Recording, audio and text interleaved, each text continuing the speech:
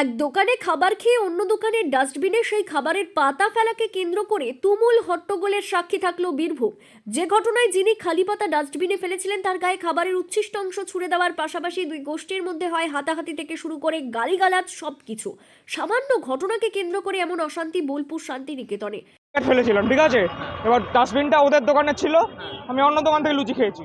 ওটার জন্য আমরা ওই দোকানের লোকটা ডাস্টবিন থেকে লুচি তুলে আমার গায়ে মারলো। প্রথমে লোকটা ঝামেলাটা লোকটা শুরু করেছে, তারপর আমাদেরকে মারা হয়েছে। এখানে দোকানের লোকগুলো লোক ডেকে এনে ছেলে ডেকে এনে ঝামেলা করেছে আমাদের সাথে। এই দোকানটা আপনজন হিন্দু হোটেল, আমাদেরকে মারা হয়েছে। বোলপুর শান্তিনিকেতনের একটি মেডিকেল কলেজের পড়ুয়াদের সঙ্গে বিবাদ এবং বিবাদ থেকে হাতাহাতির ঘটনা ঘটে। ঘটনাটি ঘটেছে বোলপুরের বকুলতলার উল্টো দিকে সুপারমার্কেটের ব্লক 2 এলাকায়। ঘটনা সম্পর্কে যা জানা যাচ্ছে তাতে বোলপুরের একটি বেসরকারি মেডিকেল কলেজের কয়েকজন ছাত্রছাত্রী সেখানে থাকা একটি মিষ্টির দোকানে কচুরি খান এবং খাবার পর সেই কচুরি খাওয়ার খালি পাতা পাশেই থাকা একটি ভাতের হোটেলের ডাস্টবিনে ফেলে দেন।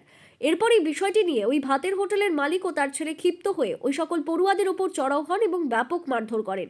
অন্যদিকে ভাতের হোটেলের মালিক পক্ষের দাবি পড়ুয়াদের আগেই সেখানে পাতা ফেলতে বারণ করা হয়েছিল, তারপরেও তারা পাতা ফেলেন। এছাড়াও পড়ুয়ারাই তাদের আগে থেকে গালিগালাজ মারধর করে। নোংরাগুলো ওখানে ডাস্টবিনে ফেলতে বারণ করেছে, আবার নিয়ে এসে আবার ফেলে। ঠিক আছে, এরা এই যে যারা ঝামেলা করছিল আর কি, জানি না কোথাকার বটে, সবগুলো খেয়েছে, এখানে নোংরা ফেলেছে।